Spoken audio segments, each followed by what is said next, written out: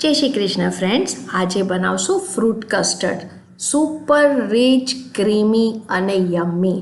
ખાયા જ કરવાનું મન થાય એવું અને ઠંડક અને તાજગી આપે છે. અચાનક ઘરે જો મહેમાન આવે અને કંઈ તમારે ઠંડુ જોઈતું હોય તો આ ઝટપટ એકદમ સરળ રીતે થઈ જાય છે ફ્રેન્ડ્સ. બનાવતા જરી પણ વાર નથી લાગતી. બનાવવાની ને ખાવાની બેઉ મજા આવશે. સો બનાવવાનું શરૂ કરીએ. આપણને જોઈશે કસ્ટર્ડ પાવડર. ફ્રેન્ડ્સ, કોઈ પણ ગ્રોસરી સ્ટોરમાંથી મળી રહે છે અને વેનીલા ફ્લેવર જ લેવાનું છે. ખાલી વેનીલા ફ્લેવર લેજો. 40 રૂપિયાનું આ પેકેટ આવે છે. ફ્રીજમાં મૂકો, સ્ટોર પણ તમે કરી શકો છો. બહુ બધી વેરાયટી બને છે. આપણે લઈએ છીએ 3 ટેબલ સ્પૂન કસ્ટર્ડ પાવડર. એમાં 5 કપ દૂધ લઈશું. અને ફ્રેન્ડ્સ, દૂધ ગરમ પણ નહીં ને ઠંડુ પણ નહીં, એકદમ રૂમ ટેમ્પરેચરનું હોવું જોઈએ. હવે ગઠ્ઠા નીકળી જાય એ રીતે આપણે મિક્સ કરવાનું છે. સો સ્મૂથ અને લમ્પ ફ્રી મિક્સચર અહીંયા તૈયાર છે. હવે આને આપણે બાજુમાં મૂકશું. ફ્રેન્ડ્સ, મેં કીધું એ પ્રમાણે આ એકદમ સરળ રીત છે. કંઈ પણ ઝંઝટ વગર ઝટપટ પતી જાય છે. હવે લઈએ છીએ 1/2 લીટર દૂધ. હવે આપણે દૂધને ઉકાળવાનું છે. આ રીતે હલાવતા જવાનું એટલે ચીટકે નહીં.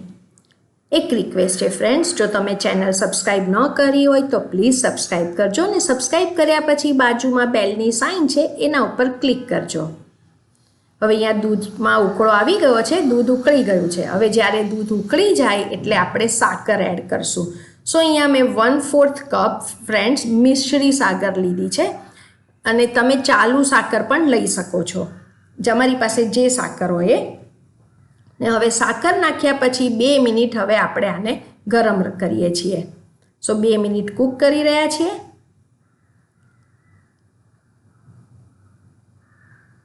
હવે 2 મિનિટ થઈ જાય એટલે હવે આપણે આમાં જે કસ્ટર્ડ પાવડરનું જે મિક્સ બનાવ્યું છે એ અંદર એડ કરીએ. અને મિક્સ કરતાં પહેલાં ફ્રેન્ડ્સ એકવાર આ રીતે કસ્ટર્ડ પાવડર હલાવી લેજો એટલે નીચે ઓલું જે પાવડર ન રહી જાય.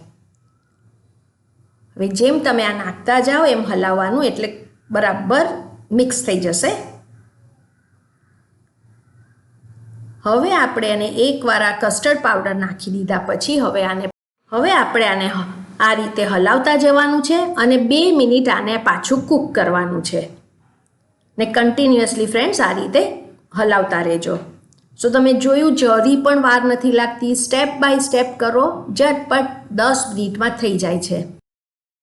હવે 2 મિનિટ થઈ જાય એટલે હવે તમે આ જુઓ ફ્રેન્ડ્સ, તમારે આ જે દૂધનો ચમચો કે કંઈ પણ હોય એને આ રીતે વચ્ચેથી તમે આમ લાઈન કરો તો જોઈ શકશો કે સાઈડ પર ચોંટેલું રહે છે. સો 2 મિનિટમાં પરફેક્ટ તૈયાર થઈ જાય છે ફ્રેન્ડ્સ.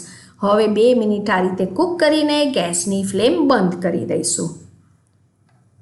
હવે આ તમે આને આમાં જ ઠંડુ થવા દો અથવા તો બીજા વેસલમાં કાઢીને પણ ઠંડુ કરી શકો છો, પણ હું હવે બીજા વેસલમાં ટ્રાન્સફર કરું છું. હવે આ ટ્રાન્સફર કર્યા પછી હવે આને આપણે કમ્પ્લીટલી ઠંડુ થવા દેવાનું છે ફ્રેન્ડ્સ. જરી પણ ગરમ ન રહેવું જોઈએ, કમ્પ્લીટ ઠંડુ થવા દઈશું અને બહાર જ રાખવાનું છે. હવે અહીંયા કમ્પ્લીટલી ઠંડુ થઈ ગયું છે ફ્રેન્ડ્સ. એકદમ ઠંડુ થાય પછી જ ફ્રૂટ્સ નાખવાના. સો અહીંયા બરાબર ઠંડુ થઈ ગયું છે એટલે હવે આપણે ફ્રૂટ્સ એડ કરશું. તમે તમારી પાસે લાલ, લીલી કે બ્લેક કોઈ પણ ગ્રેપ્સ હોય એ અંદર એડ કરો. જોઈએ તો 3 થોડી થોડી એડ કરી શકો છો. એક અડધું એપલ લઈશું અને એને પણ આ રીતે બારીક કાપવાનું છે. દાડમના દાણા તો મસ્ટ છે, કલરફુલ લાગશે અને ટેસ્ટ પણ સારો આવે છે. અને એક કેળુંને પણ આવી રીતે નાના કટકા કરજો.